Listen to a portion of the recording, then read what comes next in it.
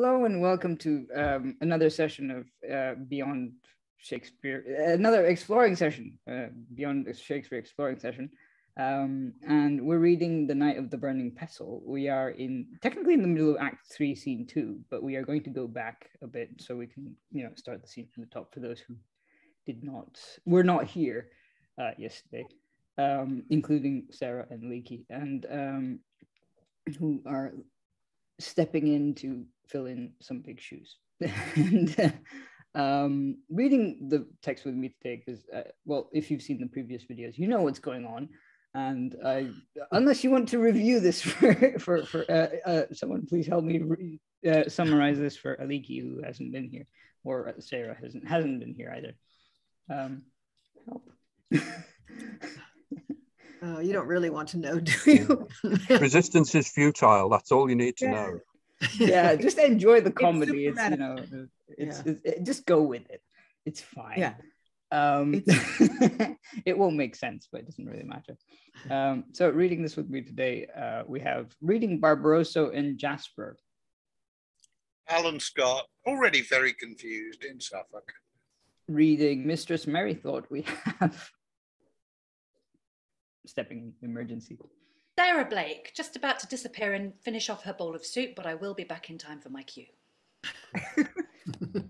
Always on time. Reading Rafe and Old Merrythought. A leaky chapel in Lancaster. Reading Citizen and a Servant. Lois Potter in London.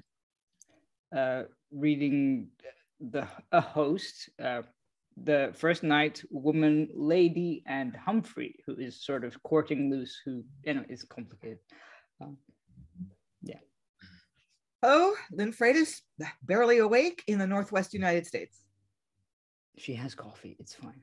And Scooter, of course, who isn't on camera at the moment. Reading The Wife, Michael, and the Merchant, we have Rachel, eating pancakes intermittently, but I won't be disappearing on the East Coast. Very cool. The East Coast of the US, not UK. And wow, reading the Tapster, second night, Man, and a third night. Steve Longstaff on the west coast of a mystery country. Right. Everywhere is a mysterious country to me. I'm so far away from these people. And I'm Eric Karoulla, your host for today, reading pretty much everything else, which includes Boy, George, Karma Chameleon, and stage directions, if that turns up. They do turn up. There are some very strange ones in this section. So before, I say anything else weird and uncomfortable, Act 3, Scene 2. Enter Mistress Merrythought, who says very little for a while. Rafe, Michael, Tim the Squire, George the Dwarf, host, and a tapster. Oh, Rafe, how dost thou rave? How hast thou slept tonight? Has the night used thee well? Peace, Nell, let Rafe alone. Master, the reckoning is not paid. Right courteous knight, who, for the order's sake which thou hast ta'en, hangst out the holy bell, as I this flaming pestle bear about, we render thanks to your puissant self, your beauteous lady, and your gentle squires, for thus refreshing of our wearied limbs, stiffened with hard achievements in wild desert. Sir, there is 12 shillings to pay. Thou merry squire Tapstero, thanks to thee for comforting our souls with double jug, and if adventurous fortune prick thee forth, thou jovial squire, to follow feats of arms, take heed thou tender every lady's cause, every true knight, and every damsel fair, but spill the blood of treacherous Saracens and false enchanters, that with magic spells have done to death full many a noble knight. Thou valiant knight of the Burning Pestle, give ear to me. There is 12 shillings to pay, and as I am a true knight, I will not bate a penny. George, I prithee tell me, must Rafe pay 12 shillings now? No, nothing but the old knight is merry with Rafe. Oh, is't nothing else? Rafe will be as merry as he. Sir Knight, this mirth of yours becomes you well, but do require this liberal courtesy. If any of your squires will follow arms, he shall receive from my heroic hand a knighthood by the virtue of this pestle. Fair knight, I thank you for your noble offer. Therefore, gentle knight, 12 shillings you must pay, or I must cap you. Look, George, did not I tell thee as much? The Knight of the Bell is in earnest. Rafe shall not be beholding to him. Give him money, George, and let him go snick up. Cap Rafe? No. Hold your hand, Sir Knight of the Bell. There's your money. Have you anything to say to Rafe now? Cap Rafe. I would you should know it. Rafe has friends that will not suffer him to be capped for 10 times so much, and 10 times to the end of that. Now take thy course, Rafe. Come, Michael, thou and I will go home to thy father. He hath enough left to keep us a day or two, and will set fellows abroad to cry our purse and casket. Shall we, Michael? I pray, mother. In truth, my feet are full of chilblains with travelling. Faith, and those chilblains are a foul trouble, Mistress Mary thought. When your youth comes home, let him rub all the soles of his feet and his heels and his ankles with a mouse skin. Or if none of your people can catch a mouse when he goes to bed, let him roll his feet in the warm embers, and I warrant you he shall be well. And you may make him put his fingers between his toes, and to smell them. It's very sovereign for his head, if he be costive. Master Knight of the Burning Pestle, my son Michael and I bid you farewell. I thank your worship heartily for your kindness. Farewell, fair lady, and your tender squire. If pricking through these deserts I do hear of any traitorous knights, who through his guile hath light upon your casket and your purse, I will despoil him of them and restore them. I thank your worship. Exit Mistress Merrythought with Michael. Dwarf, bear my shield. Squire, elevate my lance. And now, farewell, you Knight of Holy Bell. Aye, Rafe, all is paid. But yet, before I go, speak, worthy knight, if aught you do of sad adventures know, where errant knights may through his prowess win eternal fame, and free some gentle souls from endless bonds of steel and lingering pain. Sarah, go to Nick the barber and bid him prepare himself, as I told you before. Quickly. I'm gone, sir. Sir Knight, this wilderness affordeth none but the great adventure where full many a knight hath tried his prowess and come off with shame, and where I would not have you lose your life against no man but furious fiend of hell. Speak on, Sir Knight.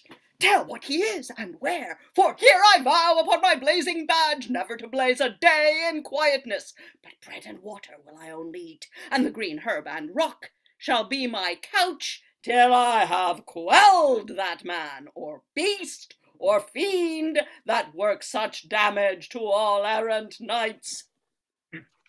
Not far from hence, near a craggy cliff at the north end of this distressed town, there doth stand a lowly house, ruggedly builded, and in it a cave, in which an ugly giant doth now one, yclept Barbarossa. In his hand he shakes a naked lance of purest steel, with sleeves turned up, and him before he wears a motley garment to preserve his clothes, from blood of those knights which he massacres. And ladies gentle, without his door doth hang a copper basin on a pricked spear, at which no sooner gentle knight can knock, but a shrill sound Fierce Barbarossa hears, and rushing forth, brings the errant knight and sets him down in an enchanted chair.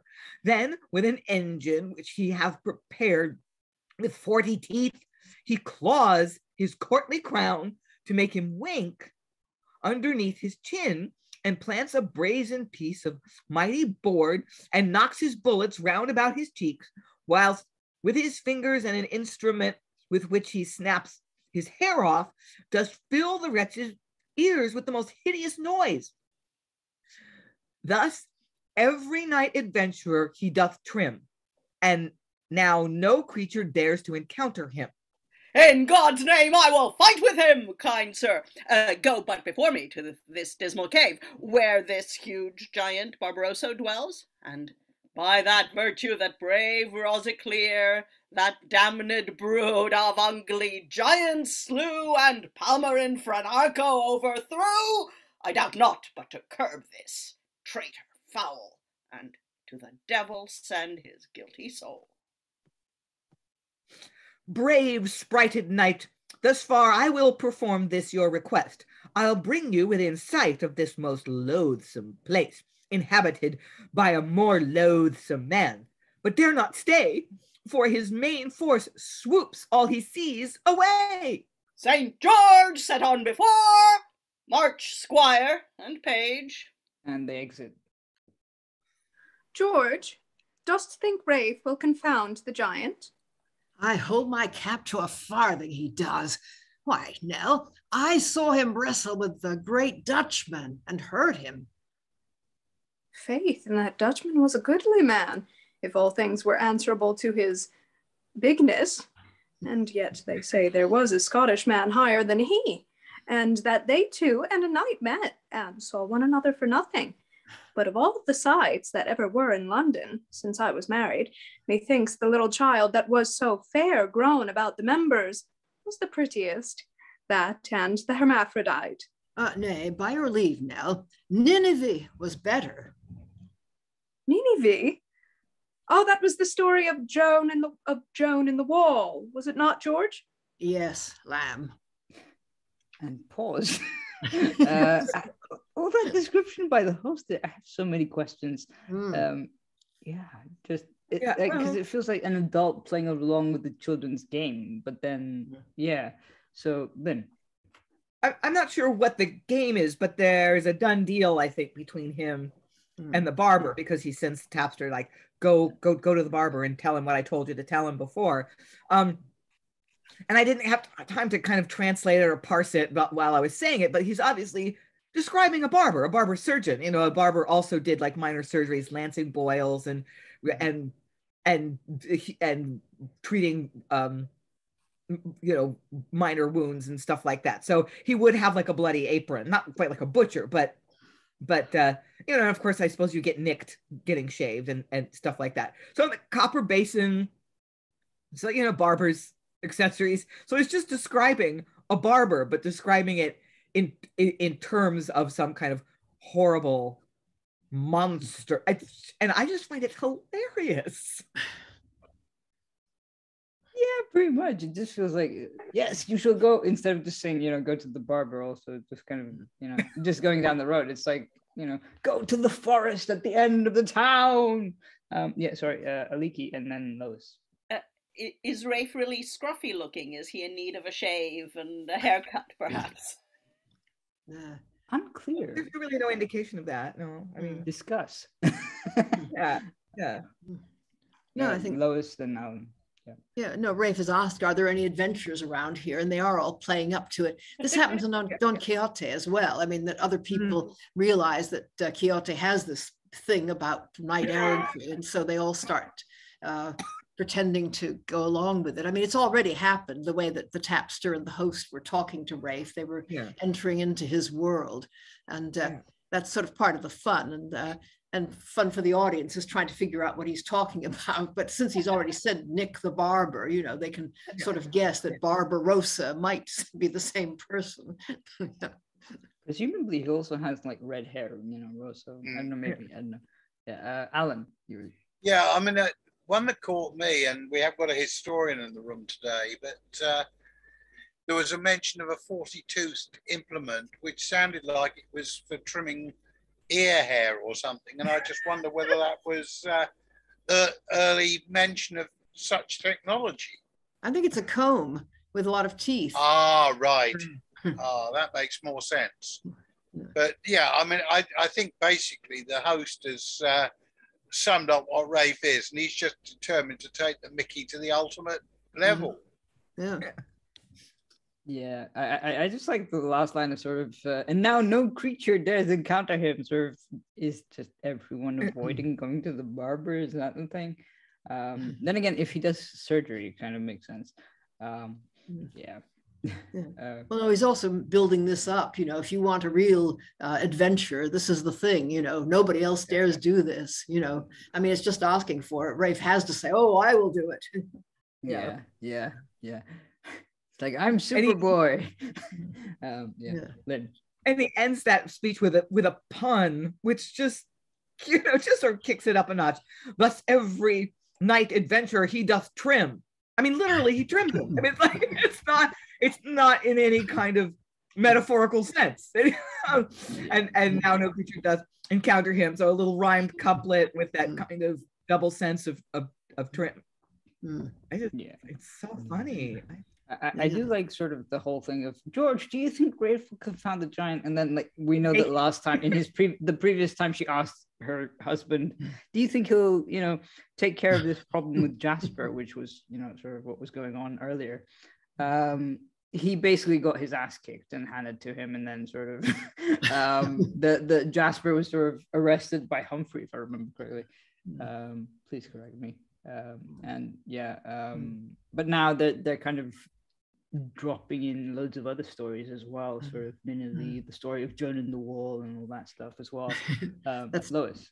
Yeah, that's Jonah and the Whale, in case people didn't pick that up. And because these were puppet shows, I think, essentially. There was a famous one of Nineveh and Jonah and the Whale. And a lot of that is just another chance to have the host, the citizen's wife, come out with a lot of bawdy remarks, possibly not knowing what she's saying, and possibly particularly that really bawdy one, that Dutchman was a goodly man if all things were answerable to his bigness, yes.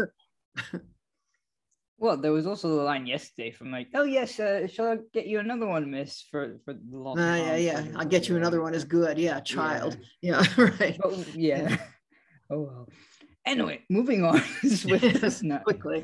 No, we enjoyed the dirty jokes as well as the non-dirty jokes. Any other thoughts before we move on? Okay, Act 3, Scene 3. Enter Mistress Merrythought. Look, George, here comes Mistress Merrythought again, and I would have Rafe come and fight with the giant. I tell you true, I long to see it. Good Mistress Merrythought, be gone, I pray you, for my sake. I pray you, forbear a little. You shall have audience presently. I have a little business. Mistress Merrythought, if it please you to refrain your passion a little till Rafe have dispatched the giant out of the way, we shall think ourselves much bound to thank you. I thank you, good Mistress Merrythought.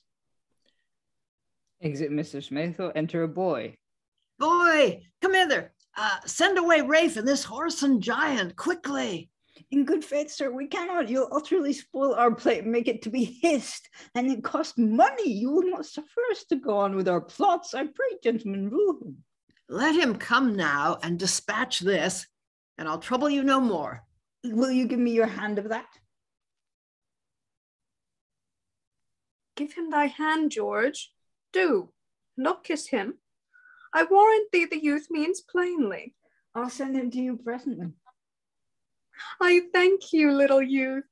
And she kisses the boy and exits the boy, being bribed. Faith, the child hath a sweet breath, George, but I think it be troubled with the worms. Cardus benedictus and mare's milk were the only thing in the world for it. I like how she comes out with all these remedies. Sorry, it's just really, yeah. Anyway, any thoughts on this small interlude before we move into the next scene? I just wonder what the actor playing Mistress Mary thought. How would she react? She doesn't even have a line.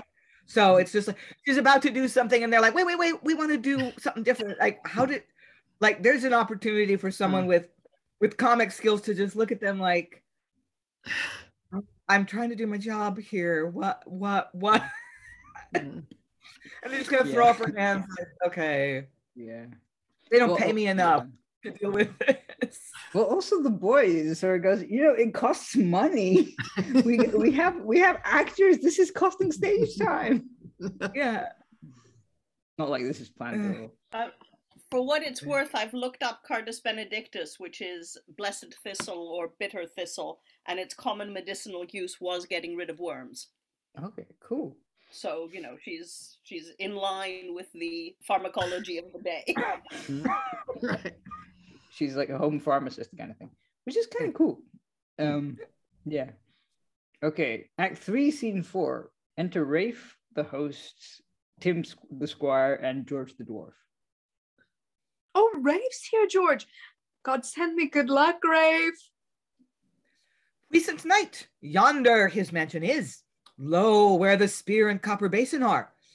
Behold the string on which hangs many a tooth, drawn from the gentle jaw of wandering knights. I dare not state a sound, he will appear. Exit the host. Oh, faint not heart. Susan, my lady dear, the cobbler's maid in Milk Street, for whose sake I take these arms. Oh, let thought of thee carry thy knight through all adventurous deeds, and in the honour of thy beauteous self may I destroy this monster Barbarosso. Knock squire upon the basin till it break with the shrill strokes, or till the giant spake. Enter Barbarossa. Oh, George, the giant, now Rafe for thy life. What fond unknowing wight is this that dares so rudely knock at Barbarossa's cell when no man comes, but leaves his fleece behind? I, traitorous caitiff, who am sent by fate to punish all the sad enormities thou hast committed against ladies, gentle and errant knights, traitor to God and men, prepare thyself. This is the dismal hour appointed for thee to give strict account of all thy beastly, treacherous villainies. Foolhardy knight, full soon thou shalt abide this fond reproach. Thy body will I bang. He takes down his pole. And lo, upon that string thy teeth shall hang. Prepare thyself, a dead soon shalt thou be. St. George for me! And they fight. Gargantua for me! To him, Rafe, to him. Hold up the giant, set out thy leg before Rafe. Falsify a blow, Rafe. Falsify a blow. The giant lies open on the left side. Bertolf, still. There, boy. Oh, Rafe's almost down. Susan, inspire me. Now have up again! Up. Down with him, Rafe. Fetch him over the hip, boy. There, boy. Kill, Rafe. No, Rafe. Get all out of him first. Rafe knocks down Barbarossa. Presumptuous man, see to what desperate end thy treachery hath brought thee. The just gods, who never prosper those that do despise them, for all the villainies which thou hast done to knights and ladies, now have paid thee home by my stiff arm, a knight adventurous. But say, vile wretch, before I send thy soul to sad Avernus, whither it must go, what captives holdst thou in thy sable cave? Go in and free them all. Thou hast the day. Go, squire and dwarf, search in this dreadful cave, and free the wretched prisoners from their bonds. Exit the squire and the dwarf. I crave for mercy, as thou art a knight, and scornst to spill the blood of those that beg. Thou show'st no mercy, nor shalt thou have any. Prepare thyself, for thou shalt surely die. Enter Tim the Squire, leading one winking with a basin under his chin. Do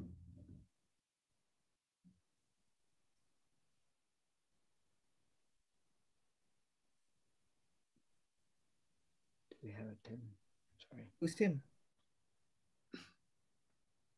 And... Okay, we don't have a Tim. Therefore, I will be both Squire and Dwarf, apparently. Behold, brave knight, here's one prisoner whom this wild man hath used as you see. This is the first wise word I heard the squire speak. Speak what thou art, and how thou hast been used, that I may give him condign punishment.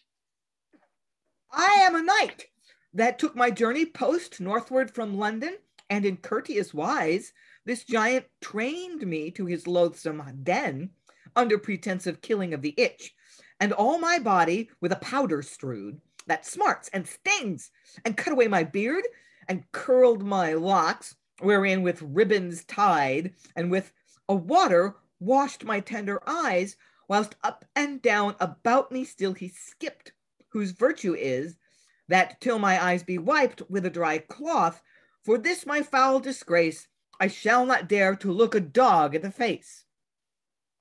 Alas, poor knight. Relieve him, Rafe. Relieve poor knights whilst you live.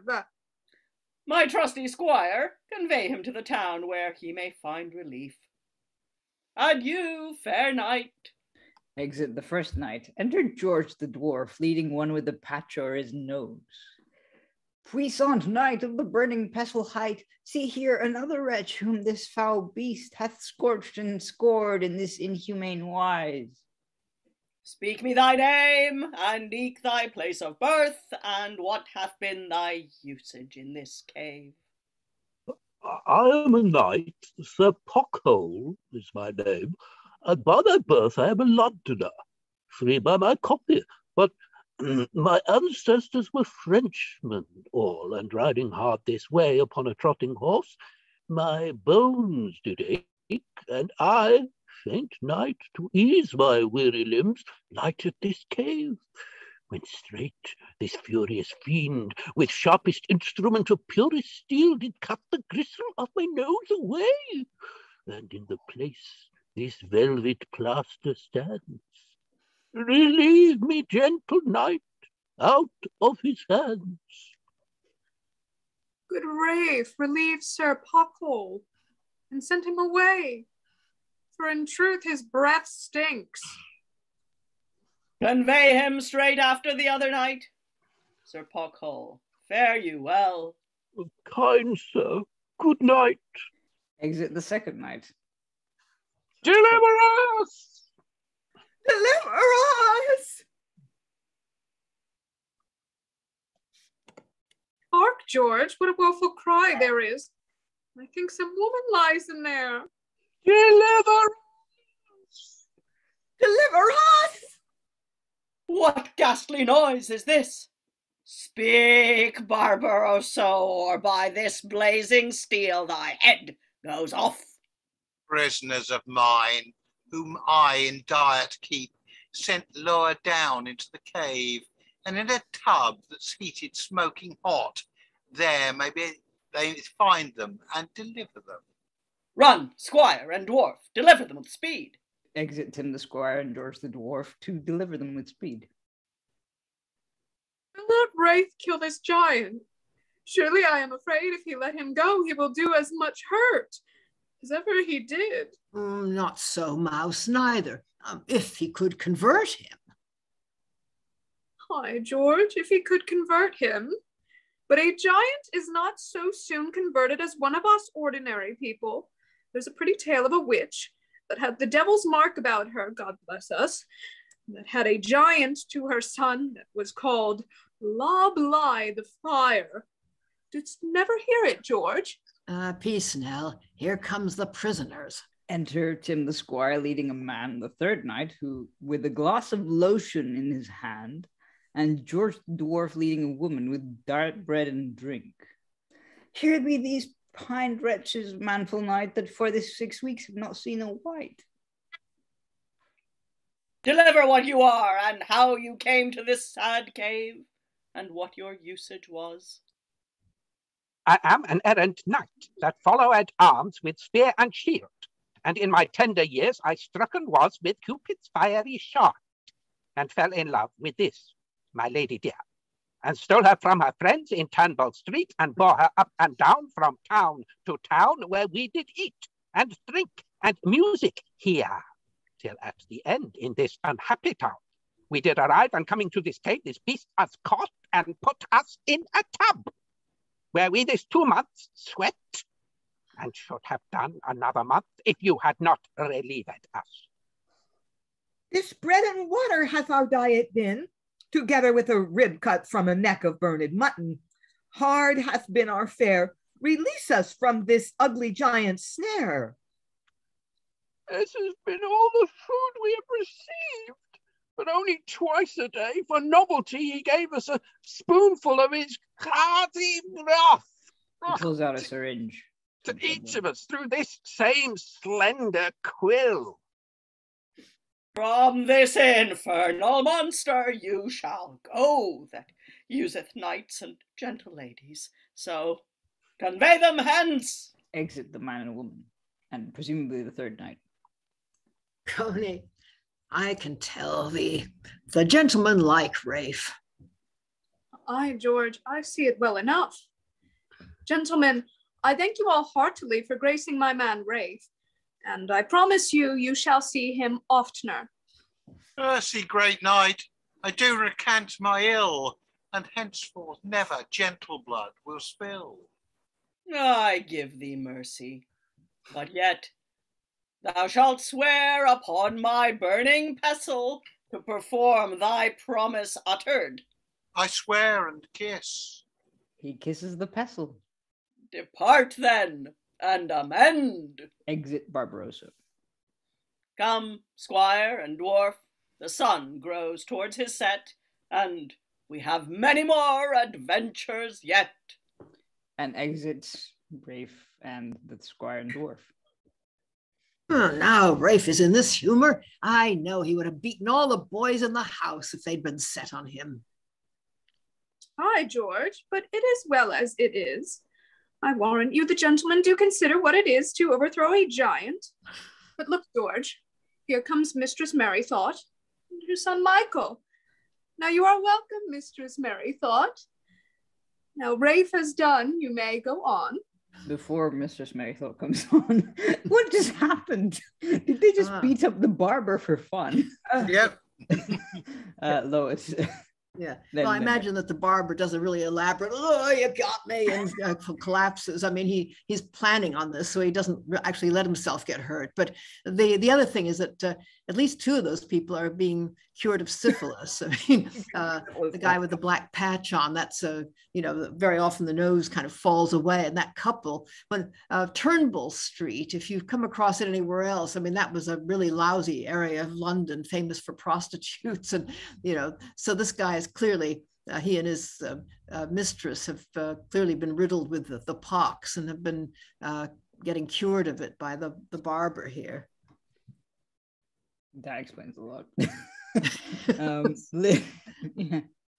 I was basically going to say the same thing. The barber has been warned by the host. It's like, there's this kind of kooky guy who thinks he's a knight, just play along.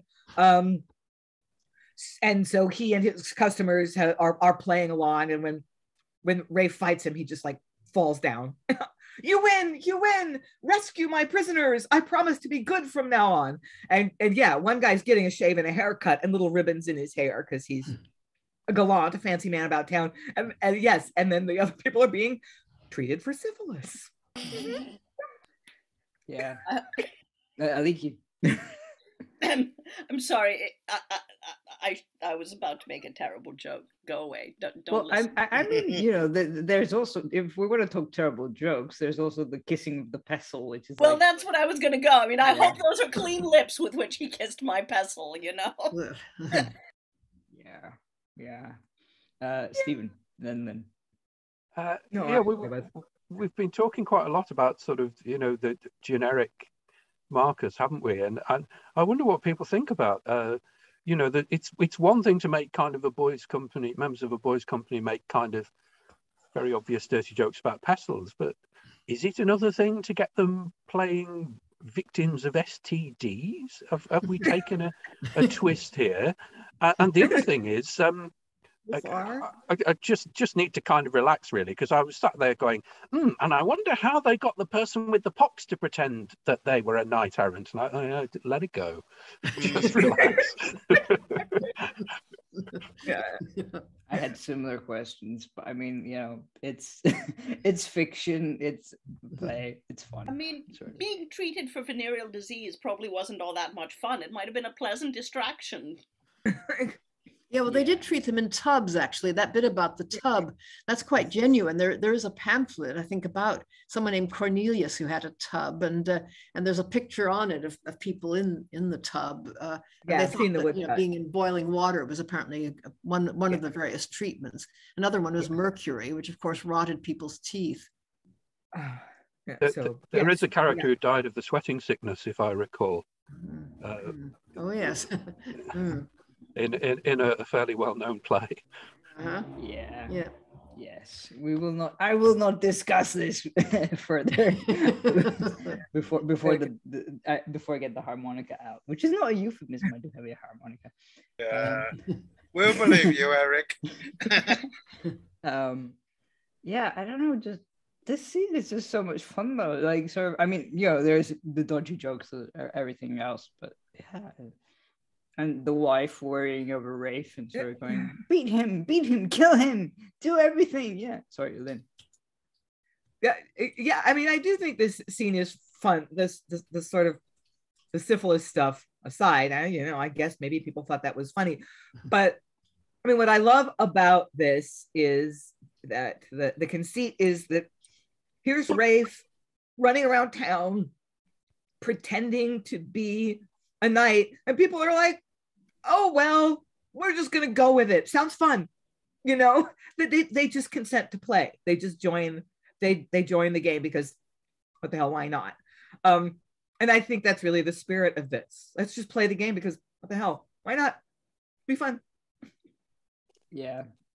I'm just wondering, for example, because obviously I don't have a sort of frame of reference for like STDs from the 16th century.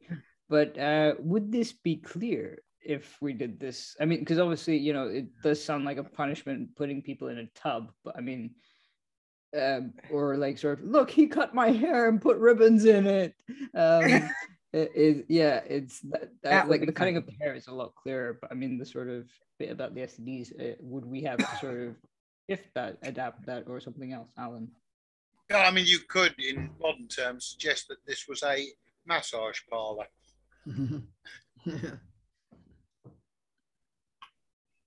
Nice. Yeah, that could work. Or like sort of they didn't take the right measures during COVID. Anyway, any other thoughts? We're working too hard. Yeah. Any other thoughts for Rachel? Any thoughts? You are amusing yourself in the background. She's just having fun. It's fine. Okay, so Act 3, Scene 5. Enter the great Mistress Maythought and Michael, her son. Mick, my boy. Aye, forsooth, mother. Be merry, Mick. We are at home now, where, I warrant you, you shall find the house flung out of the windows. Hark! Hey, dogs, hey! This is the old wordy faith with my husband. If I get among them, I'll play them such a lesson that they shall have little list to come scraping hither again. Why, Master Merry Thoughts! Husband! Just Merry Thoughts! If you will sing and dance and laugh and hollow and laugh again, then cry there, boys, there, why then, 1, 2, 3, and 4, oh, we shall be merry within this hour. Why, Charles, do you not know your own natural wife? I say, open the door and turn me out those mangy companions. 'Tis more than time that they were fellow-like with you. You are a gentleman, Charles, and an old man, and father of 2 children, and I myself though I say it, by my mother's side, niece to a worshipful gentleman and a conductor. He has been 3 times in His Majesty's service at Chester, and is now the 4th time. God bless him in his charge upon his journey. Go from my window, love, go, go from my window, my dear. The wind and the rain will drive you back again. You cannot be lodged here. Hark you, Mistress Merrythought, you that walk upon adventures and forsake your husband because he sings with never a penny in his purse. What shall I think myself the worse? Ha! Faith, no, I'll be merry, you come not here. There's none but lads of mettle, lives of 100 years and upwards, care never drunk their bloods, nor want made them warble. Oh, my heart is heavy. What, Master Merrythought? What am I that you should laugh me to scorn thus abruptly? Am I not your fellow-feeler, as we may say, in all our miseries? Your comforter in health and sickness. Have I not brought you children? Are they not like you, Charles? Look upon thine own image, hard-hearted man. And yet, for all this... Begone, begone, my Tragi, my Puggy, begone, my love, my dear. The weather is warm, till do thee no harm, thou canst not be lodged here. Be merry, boys. Some light music, more wine. He's not in earnest, I hope, George, is he? What if he be, sweetheart? Marry, if he be, George, I'll make bold to tell him he's an ingrate old man, and to use his bedfellow so scurvily. What? How does he use her, honey? Marry, come up, Sir Saucebox. I think you'll take his part, will you not? Lord, how hot are you grown? You are a fine man, and you had a fine dog. Becomes you sweetly. Nay, prithee, Nell, chide not, for as I am an honest man and a true Christian grocer, I do not like his doings. I cry you mercy then, George. You know we are all frail and full of infirmities. Dear Master Merrythought, may I crave a word with you? Strike up, lively lads! I had not thought in truth, Master Merrythought, that a man of your age and discretion, as I may say, being a gentleman, and therefore known by your gentle conditions, could have used to little respect to the weakness of his wife. For your wife is your own flesh, the staff of your age, your yoke fellow, with whose help you draw through the mire of this transitory world. Nay, she's your own rib. And again, I come not hither for thee to teach. I have no pulpit for thee to preach. I would thou hadst kissed me under the breech. Thou art a lady gay. Marry with a vengeance. I am heartily sorry for the poor gentlewoman. But if I were thy wife, faith, greybeard, if faith. I prithee, sweet honeysuckle, be content. Such words that am a gentlewoman born. Hang him, hoary rascal. Get me some drink, George. I am almost molten with fretting. Now beshrew his knave's heart for it. Play me a light lavalto. Come, be frolic. Fill the good fellow's wine. Why, Master Merrythought, are you disposed to make me wait here? You'll open, I hope? I'll fetch them that shall open else. Good woman, if you'll sing, I'll give you something. If not, you are no love for me, Margaret. I am no love for you. Come aloft, boys, aloft! Now, a child's fart in your teeth, sir? Come, Mick, we'll not trouble him. I shall not ding us with his teeth, with his bread and his broth, that he shall not. Come, boy, I'll provide for thee, I warrant thee. We'll go to Master Venturewells the merchant. I'll get his letter to mine host of the Bell in Waltham. There I'll place thee with the tapster. Will not that do well for thee, Mick? And let me alone for that old cuckoldly knave, your father. I'll use him in his kind, I won't ye. An exit with a fury. That's an interesting way to deal with your very angry wife, who wants to come back home. Any thoughts? I just want to have a good time, that's all. Oh boy. Yeah. No, I'm sure you guys have discussed this in the earlier sessions, but this whole citizen and wife meta-theatrical business, making fun of their audience, this worked.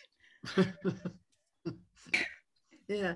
Lynn, that's one of the big debates about it, actually, is just, I mean, it apparently wasn't a success in its first performance, but then this wasn't exactly their audience. I mean, it was a Blackfriars play.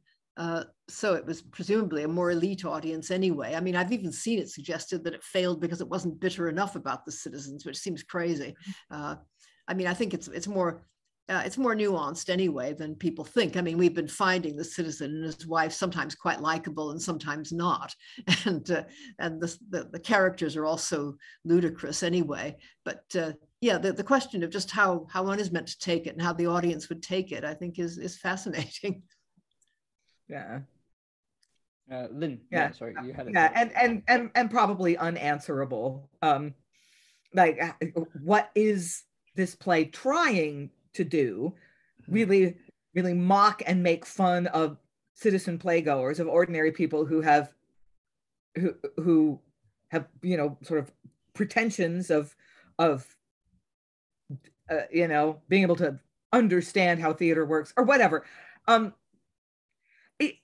My feeling about it is that it kind of tries to make fun of them and fails because they're just so adorable. They're just so earnest.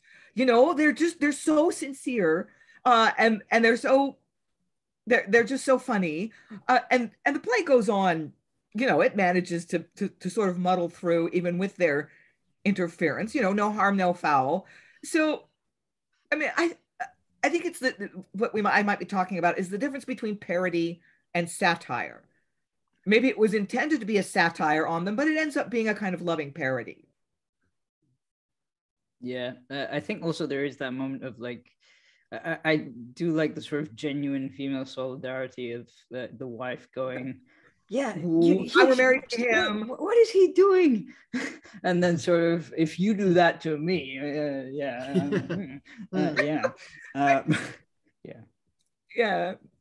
To me, there's just so much that's so recognizable about these interactions that, Mistress Mary thought going, I'm your helpmeet, I'm your natural wife, which is of course a kind of contradiction in terms.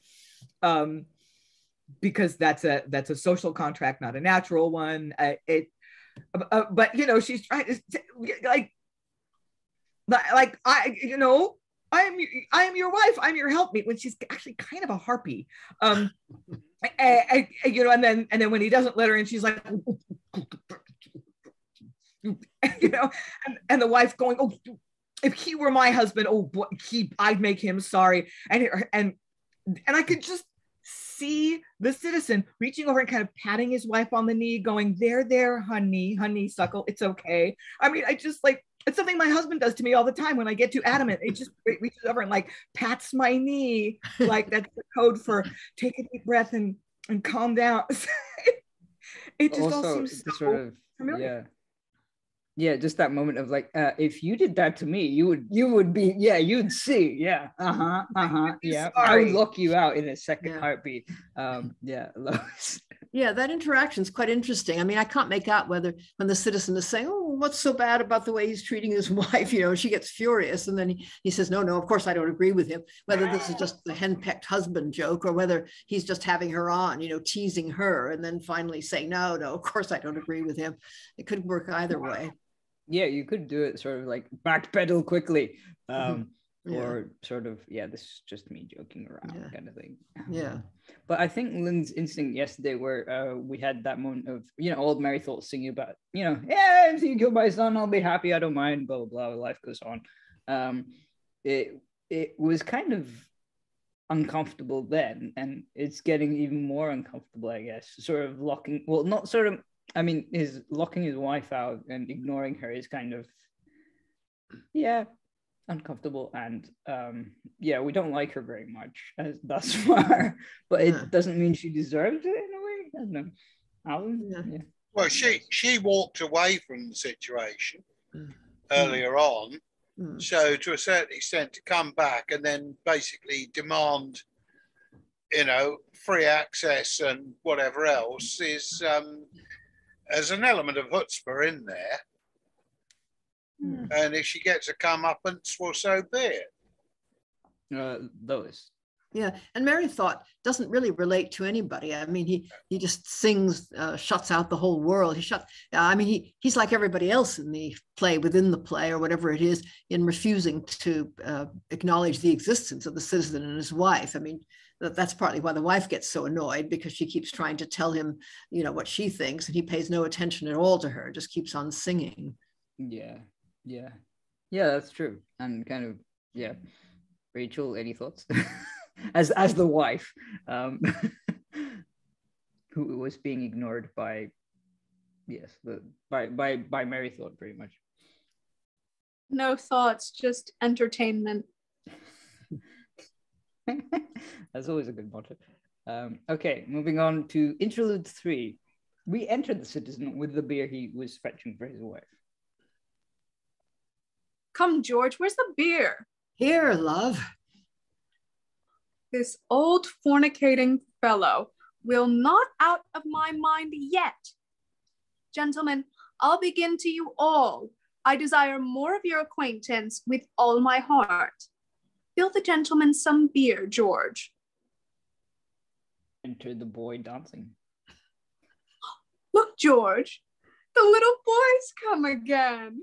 Methinks he looks something like the Prince of Orange in his long stockings, if he had a little harness about his neck. George, I will have him dance fading. Fading is a fine jig, I'll assure you, gentlemen. Begin, brother. Now a caper, sweetheart. Now a turn to the toe, and then tumble. Cannot you tumble, youth? No, indeed, forsooth. Nor eat fire? Neither. Why, then I thank you heartily.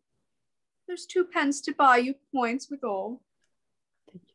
Okay, let's swiftly move. Yeah, she's so sweet. Thank you for tipping all the actors. She's tipped the bartender, not bartender, the host, and then the boy. It's kind of cute. Any thoughts on this? It's such a short scene that I feel we don't need to. But I mean, Lois always has. Well, I mean, the boy dances between the acts. That's what they do in these private theater plays, usually while the candles are being trimmed. So she's sort of commenting on him and then trying to get him to do some more fun things, which he hastily gets out of. Yeah, I'm just glad she didn't go, but Rafe can do them. Because that's what she did yesterday and in the previous sessions. And anyway, Act 4, Scene 1. Enter Jasper and the boy. And he hands the boy a letter. There, boy, deliver this, but do it well. Hast thou provided me 4 lusty fellows, able to carry me, and art thou perfect in all thy business? Sir, you need not fear. I have my lesson here and cannot miss it. The men are ready for you, and what else pertains to this employment? There, my boy, take it, but buy no land. Faith, sir, 'twere rare to see so young a purchaser. I fly, and on my wings carry your destiny. And exit the door. Go and be happy. Now my latest hope, forsake me not, but fling thy anchor out. Let it hold. Stand fixed, thou rolling stone, till I enjoy my dearest. Hear me all, you powers that rule in men celestial. Exit Jasper. Go thy ways, thou art as crooked a sprig as ever grew in London. I warn him he'll come to some naughty end or other, for his looks say no less. Besides, his father, you know, George, is none of the best.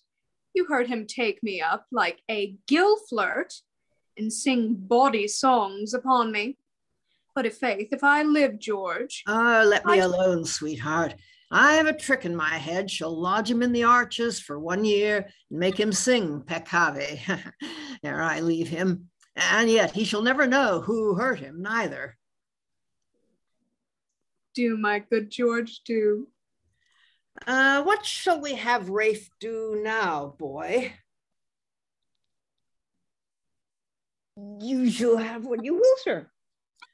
Why, so, sir. Go and fetch me him then, and let the Sophie of Persia come and christen him a child. Believe me, sir, that will not do so well. 'Tis stale, has been had before at the Red Bull. George, let Rafe travel over great hills, and let him be very weary, and come to the king of Cracovia's house, covered with velvet. And there let the king's daughter stand in her window, all in beaten gold, combing her golden locks with a comb of ivory.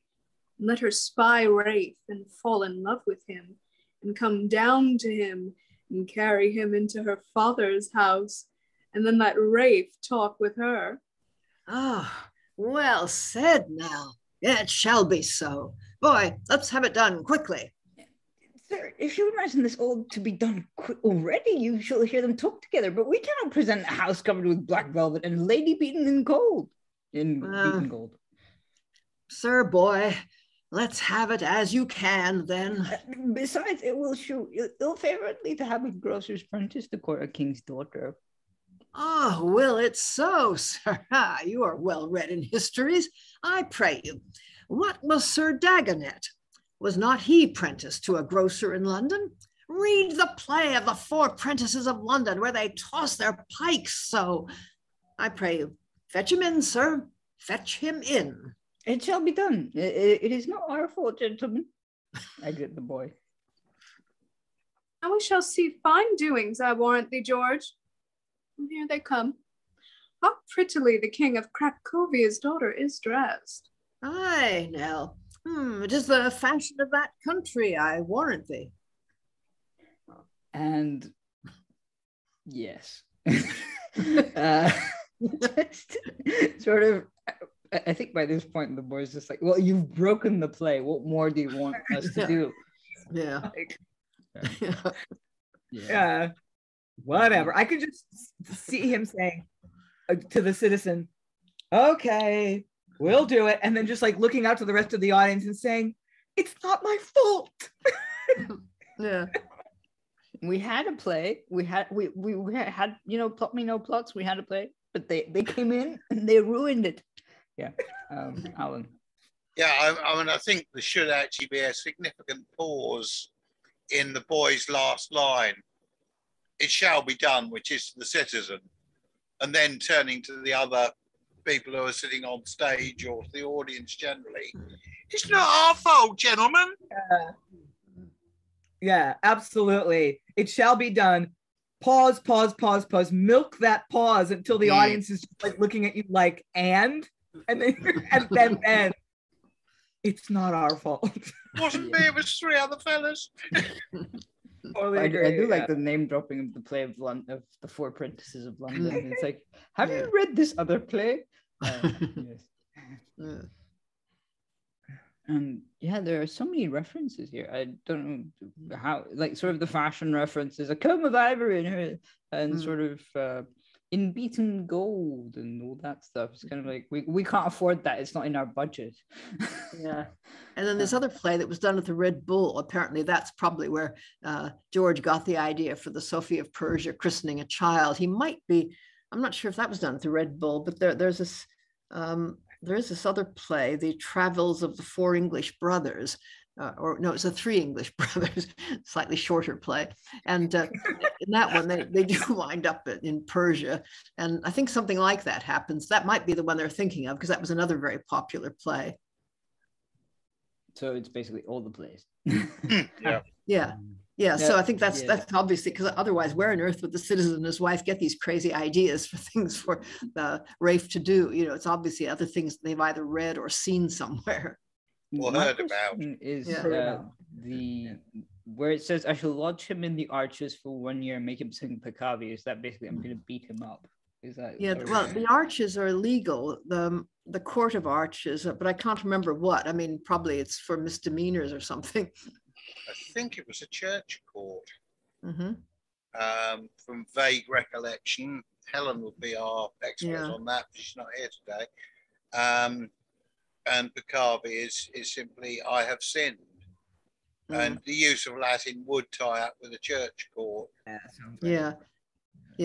I guess it means you've got to get him to repent. Maybe if he grovels enough, he'll be released. Yeah. I do like how, sort of Jasper, while, the rest of the plot and shenanigans have been going on, Jasper has already collected himself and sort of, we're not sure what he's up to. We'll find unless out. You've seen the play. Yeah. He's got four guys who are going to help him do something. Lois. Get his girl back. Yeah. I just thought there's a rather nice little throwaway line when he gives a tip to the boy and says, buy no land. It's kind of like, don't spend it all at once, I guess. But also the boy got tipped in the previous scene. This boy's earning his money. Okay. Act 4, Scene 2. Enter Rafe and the lady. So therefore the princess. Tim the squire and George the dwarf. Welcome, Sir Knight, unto my father's court, King of Moldavia, unto me, Pompiona, his daughter dear. But sure, you do not like your entertainment that will stay with us no longer but a night? Damsel right fair, I am on many sad adventures bound that call me forth into the wilderness. Besides, my horse's back is something galled, which will enforce me ride a sober pace. But many thanks, fair lady, be to you for using errant knight with courtesy. But say, brave knight, what is your name and birth? My name is Rafe, I am an Englishman, as true as steel, a hearty Englishman, and prentice to a grocer in the Strand, by deed and dent, of which I have one part. But fortune calling me to follow arms, on me this holy order did I take of Burning Pestle, which in all men's eyes I bear, confounding ladies' enemies.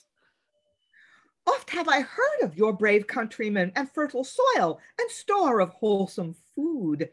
My father oft will tell me of a drink in England found and nipitato called, which driveth all the sorrow from our hearts. Lady, 'tis true, you need not lay your lips to better nipitato than there is. And of a wild fowl he will often speak, which powdered beef and mustard call it is. And there have been great wars twixt you and us, but truly, Rafe, it is not long of me. Tell me then, Rafe, could you be contented be to wear a lady's favor in your shield? I am a knight of religious order, and will not wear a favor of a lady's that trusts in Antichrist and false traditions. Well said, Rafe. Convert her if thou canst. Besides, I have a lady of my own in merry England, for whose virtuous sake I took these arms, and Susan is her name, a cobbler's maid in Milk Street, whom I vow ne'er to forsake whilst life and pestle last. Happy that cobbling dame, whoe'er she be, that for her own, dear Rafe, hath gotten thee. Unhappy I, that ne'er shall see the day to see thee more, that bearest my heart away. Lady, farewell, I must needs take my leave. Hard-hearted Rafe, that ladies doth deceive. Hark thee, Rafe, there's money for thee. Give something to the king of Krakowia's house. Be not beholding to him. Lady, before I go, I must remember your father's officers, who, truth to tell, have been about me very diligent. Hold up thy snowy hand, thou princely maid.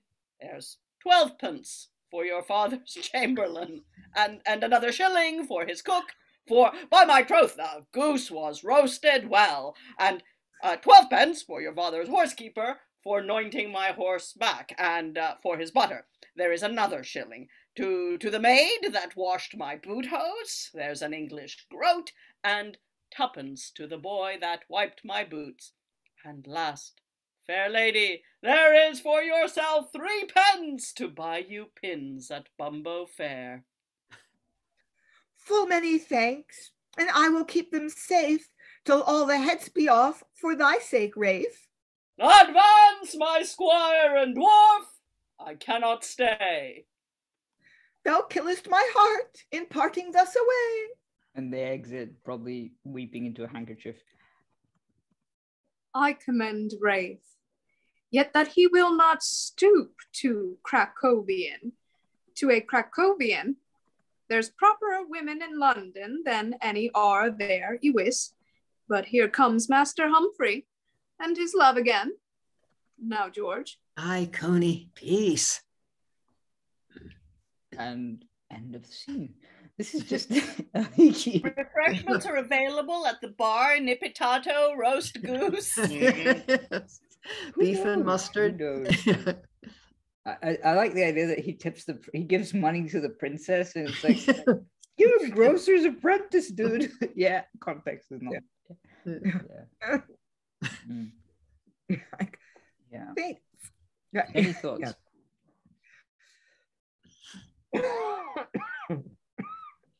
Also, just sort of, I just like to imagine that the princess is kind of like, waving goodbye at him, sort of from her tower or balcony or whatever, and they're just pushing her slowly off the stage. I don't know. I'm assuming. I don't know how this would have been staged back then, but yeah. Also, what was that line about trusting in Antichrist and false traditions and all that stuff? This is somewhere in the Middle East, so they're Muslim. Yeah. Krakow is in Poland, is it? It is, but I think this is just an imaginary place. Yeah. And it becomes Moldova when she's talking. So, logic, no, don't look for it. It's a mad thought. Yeah, but they have to know this sort of internal logic kind of thing, I guess. It's the Persian thing, and at least they're being Islamophobic without being explicit about it. Yeah. Rachel and Lois, sorry. No, I think it is just a parody of the Turkish plays and the, stuff there and the whole, converting people thing that we've talked about in other plays that, has really done it in a lot of seriousness. And maybe they are making fun of that, that comes up here. I'm not sure if that lands or if that's even what they're trying to do. But my thing that I was going to say is does crack still mean a fart here? Could this just be a fart joke in the name? It's a possibility. It does mean that sometimes here, yeah. Lois, you were going to add. Well, it's got to, again, the Fair Maid of the West would be a good example of a play where Christians and heathen meet, and some of the heathens are so impressed by the Christians that they get converted, and it's a terribly popular idea in these plays. It didn't actually happen very much in real life. In fact, if anything, it went the other way. But and then I think we've had in Stukely the foreign lady falling in love with the Englishman, and I think it's just an incredibly popular topic for obvious reasons. Yeah, I can see that, the Englishmen are so awesome that everywhere they go, all of the beauteous princesses just go, oh, gosh, you're English? Wow, is part of the thing. I was also amused by the tipping in the sense that I could really see the kind of staging of it. I don't know if this is how they would have done it or how one would do it, but you could see it being done with, oh, give him a little bit more, George, dear. So that every time he has to come up with a different reason why, as George searches in his clothes for more coins. Love it. Yeah. I sort of imagined it as like sort of Rafe standing with his back to the citizen and his wife. So, he's being handed the coins like, oh, yes, and this one, and this one. And this one's for you. Yeah. Great stuff. Yeah. What I was amused by was Susan. Ne'er to forsake whilst life and pestle last, of course. Yeah. I can really see that being staged to great effect in contemporary way. Yeah, well, there was also, I think, An Englishman for My Money, where we had the foreign suitors sort of, and of course, Englishmen are better. We cannot. Yes, only in plays thus far. I don't know. I've met mostly Scottish people, so I can't speak to that. Yes. Someone get me out of this. I walked into that one. Yeah. What was I going to say? There was something else I had to mention. I do like that he's kind of faithful to Susan, who we've never met. I think this is also in, what do you call it?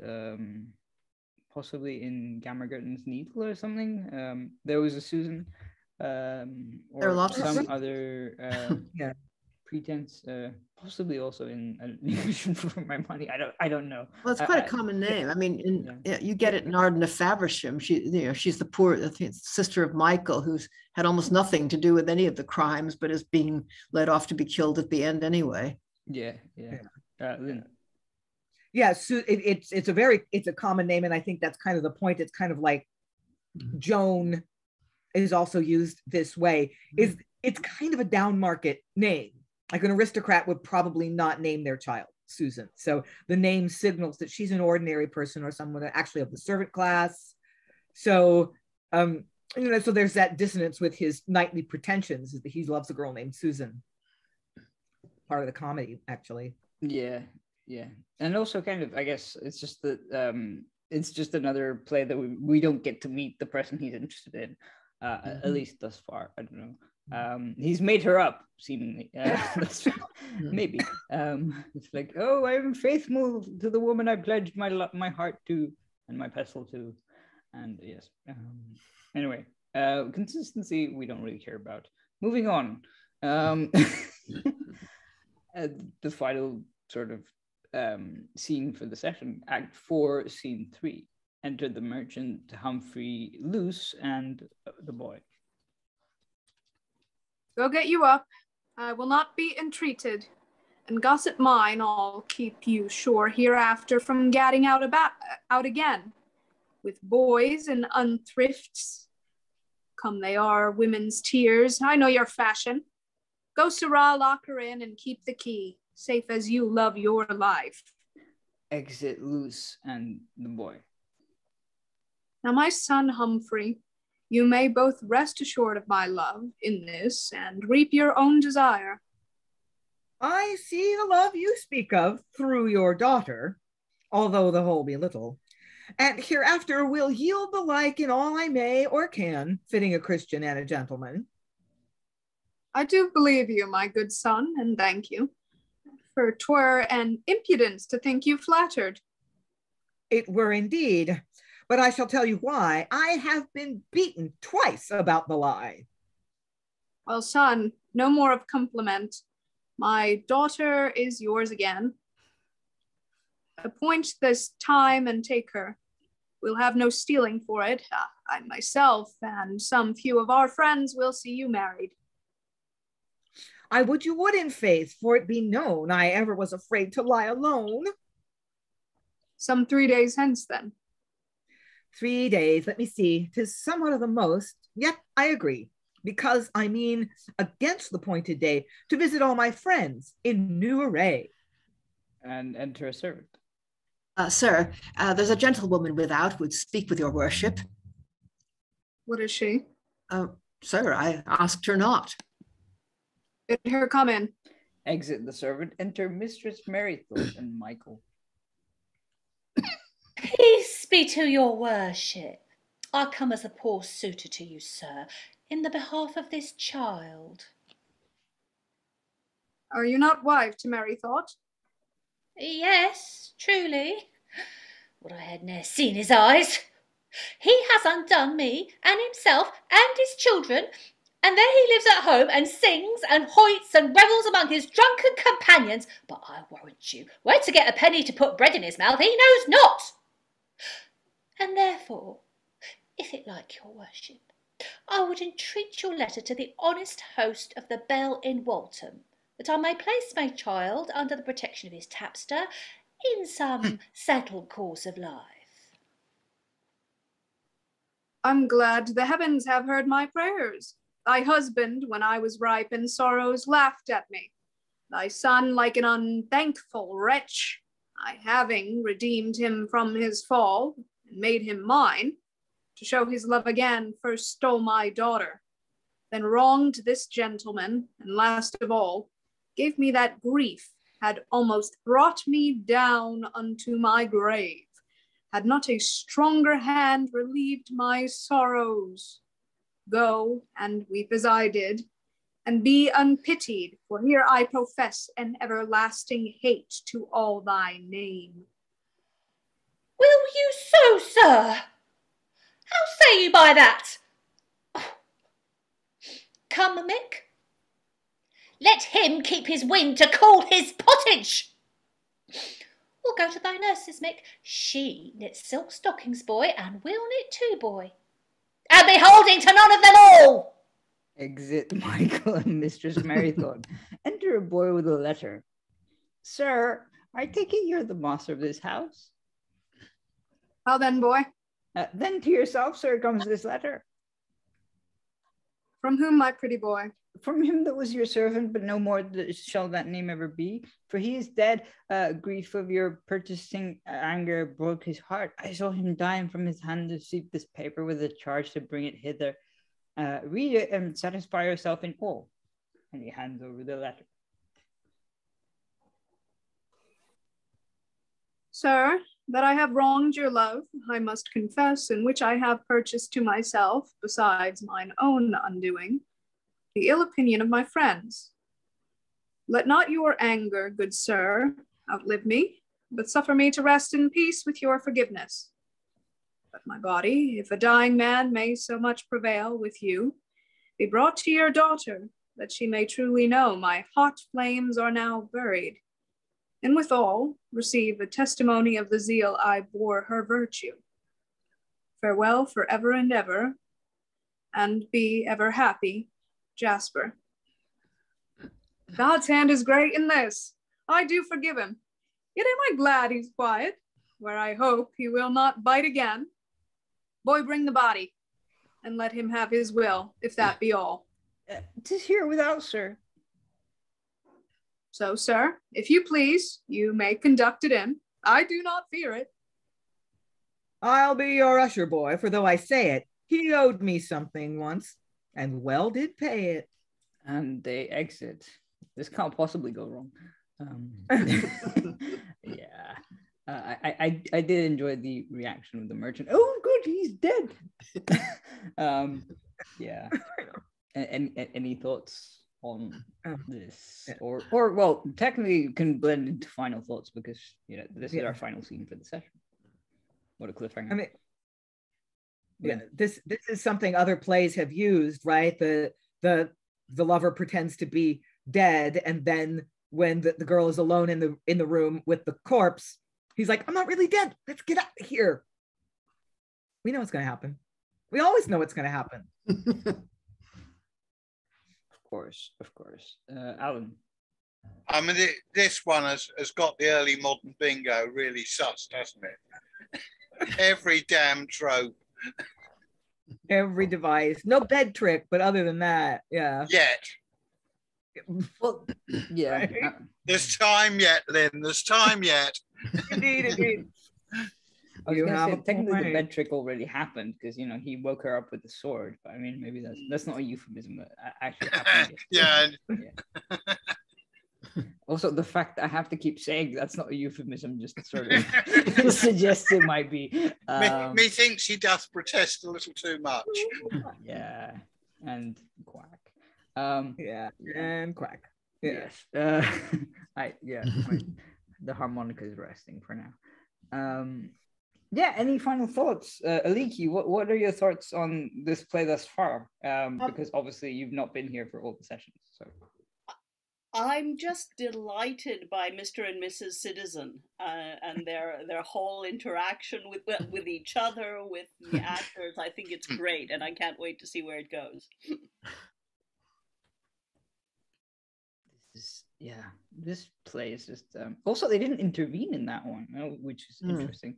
They didn't. There was no side commentary of the citizen and the wife going, "Oh yeah, he's lying." Yeah. Well, I guess Rafe wasn't involved, so they weren't that interested. They're probably asleep. They've just been drinking too, of course. He brought some beer at the beginning of this bit. Yeah. Also, the citizen did promise the boy that if they, did what he wanted this one time, he wouldn't intervene after that. I don't know if that's going to be a promise that he keeps, but that might explain why we haven't heard anything out of him. Yeah, true. Rachel, then Lynn, I think. Rachel had no thoughts. Yeah, I'm just thinking how much of this could be broken with a sort of modern company, because I mean, obviously it depends if you modernize it or not, but I wouldn't want to modernize it just because it's too much fun. Yeah, and I do like that the merchant didn't notice how keep her away from boys and unthrifts, and go Sarah, lock her in, because that can't possibly go wrong. Alan, sorry. Yeah, I mean, I think, quite honestly, trying to modernise this will be a fool's errand because there is so much which is contemporary reference to the period of the time. The problem will be to make sure that the audience are going to pick up on at least some of the references. And I think we alluded in the first session to doing this at the end of a season, which involves some of the other plays which are referenced and or plagiarized in the course of what we've seen so far. The other thought was that the citizen may have promised that he was going to be stum after the last interaction with the boy, but he does seem to have trouble keeping his missus under control. Yeah, well, she didn't promise. No, quite. Well, also she was due to see Jane Shore. She told us at the beginning of the play. She was due to see Jane Shore, but never got the chance. So this is payback. Lynn, I think you had your hand up. Yeah, well, I'll do a meandering final thought kind of thing. Yeah, the question of, I find this play delightful, but I've been a sort of amateur early modernist for long enough that a lot of the topical stuff resonates with me. It's like, oh, the tub that's sweating was a treatment for syphilis, and the collapsed nose bridge is a symptom of late stage. So I get that that's syphilis, and the reference to pins at Bumble Fair, like, oh, but like, why pins? Most people would think, well, pins were how women. They didn't usually have buttons. You pinned your bodice closed. And we went through pins actually kind of a lot. They bent or they broke. When they excavate urban archaeologists excavate early modern sites, they find like many broken or bent garment pins. So like, and I also happen to know, like, when she talks about the heads breaking off, it's because pins were not stamped as they are now. They were actually soldered ahead to a shaft. It's just like nobody knows that shit. I'm a nerd. So much is going to get lost in the references to For Apprentice, like all this stuff. So you're losing a lot by not modernizing it. But on the other hand, is the effort to like try to put modern equivalents into the text, is it worth it? Is it going to work? That's a challenge of producing it, actually putting it on its feet today, is that it's so, in many ways, so much of its time. Is that going to be a problem? Are you just going to lose an unacceptable amount of wink, wink, nudge, nudge in jokes with the audience because 400 years have passed? Aliki. I think you could insert some physical jokes that would get some of the points across. You give the example of pins. We know she's had to make up a costume for this and that it looks funny from the circumstances for the princess, right? So you could have it all kind of pinned together and falling apart while she's talking to him, so that you make that pin joke. You can, no, she's obviously dressed weird, right? It doesn't have to be a body thing. It doesn't have to fall apart across the bodice, but it could be kind of, and there's a whole lot of funny business you could do. Or you don't need to know what the other play is that he's referencing to get that it's rude to say, oh, can you do that thing that was in that other play? I think it would work. I'm not sure that modernizing it would be an adaptation of necessity, and I think you'd lose too much in the attempt. I'm with Alan, I think, on this one. Stephen? Yeah, I sort of think of modernizing as something that a writer would do in a very thoroughgoing job, but the other way to do it is to just turn it over to some actors, because the whole thing is so damn random, isn't it? That it's not like you put in something about modern equivalent to pins and somebody storms out going, this has totally ruined the coherence of my experience. So you could kind of have your cake and eat it. I would imagine, sort of Aliki's point about business, I suppose, really turn it over to the actors, say, well, okay, we don't want you to wreck it, but can you come up with something that you'd be happy doing? And while I'm on, a sort of restatement of Alan's point, really, about sort of bingo cards. But I spent some time at Christmas doing a family quiz, and because it was my sister's birthday, I had to do something on music she liked, and I did a round on a musical called Rock of Ages. I don't know if anybody knows this.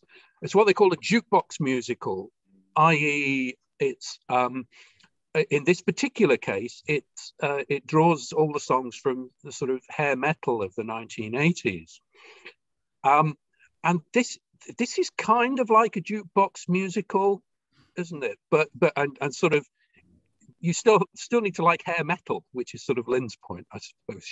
You still need to be able to get that stuff. But it is this kind of sense of all the hits coming, very skillfully covered by somebody. These kind of pastiches and parodies and cover versions. And I suppose that it's basically Alan's point, but using a slightly different example. Well, I think you have a point, though. It is kind of like, I think during the first session we also talked about, if the songs become pop songs that everyone knows, then it might be funnier, but then it kind of I don't know if that's important to it, because it just kind of it bounces along. It's really hard not to enjoy it. Lois. Yeah, I mean, the main parody is actually of something people do get. I mean, the medieval knight in shining armor kind of thing. Everybody knows Arthurian legend, and of course you think of Monty Python and the Holy Grail. I mean, people are used to jokes about knights, so I think all of that would work just fine. I mean, obviously you would do some judicious cutting of jokes that are not going to be funny to anybody except us, but there's still an awful lot left. And the basic thing, I mean, the relationship of the citizen and his wife to the performance, the situation of people trying to put on a play about one subject when it keeps having to intersect with a completely different subject. I mean, people get that. I don't think it's that big a problem. I mean, there's an awful lot of verbal humor that people might not get. I think the ideal, of course, would be to have a season of plays by Heywood, because it's mostly his plays, actually, that are being sent up here. If you did The Fair Maid of the West, certainly The Four Prentices of London, and Jane Shore is, Edward IV, really, I think. So, or maybe just even an evening of, golden moments in Heywood, or Heywood's greatest hits, and followed by The Night of the Burning Pestle. That might be enough. Yeah. I did have another question, but I can't remember what it was right now. So, or a comment or something. But yeah, it's sort of also just fun to do. Lynn. has a thought. So I was thinking yesterday, my fantasy season, which wouldn't work practically speaking, because unless you, for some miraculous reason, had an audience of very avid theater goers, but just sort of my season in the ideal world where this play would be included would be a season of meta theater. So this play, maybe like Noises Off, Timberlake Wharton Baker's Our Country's Good, which is a play about putting on a play in an Australian penal colony. There's a play from the Restoration, which I've only glanced at, but looks really hilarious, called The Rehearsal. So that's my fantasy season, is all plays about putting on a play. That it won't happen, but that's my dream. Never say never. I mean, we're reading this stuff. Probably never thought we'd do this. So you could. There's so much you could do with this, though. I mean, you could do it as a standalone. You could do it as part of a season. You could do it at the end of a season. You could just sort of give it to kids and see what happens. Although they're probably, I mean, kids being like sort of late teens, not kids, because otherwise it would just like not. But then or acting students. I don't know. Just sort of, there are many options for this kind of thing. I don't know. Or any other thoughts to sort of wrap up? Aliki, I'm looking at you playing Rafe because you weren't here yesterday, but I think that's just because I've kind of said my thought. I think this would be enormous fun for company to do with, as Lois says, judicious cuts and playing up the physical comedy and the situations rather than the topical references. I think any company would have a really brilliant time doing this, and an audience would enjoy it a lot. I'm going to go the other way. Could we do this as a Zoom play? Which, I mean, obviously we love this play, but I mean, Zoom play. I really think you'd need to share physical space in order to do it. Yeah, probably. Yeah. I mean, the only good thing about Zoom, I suppose, is that it would be easy to see the citizen and his wife and the actors in the play within the play, all on screen together. On the other hand, indicating sort of what's going on where. I mean, what's the play and what's the audience and so on would be a bit tricky. You really kind of need to see a theater, I think.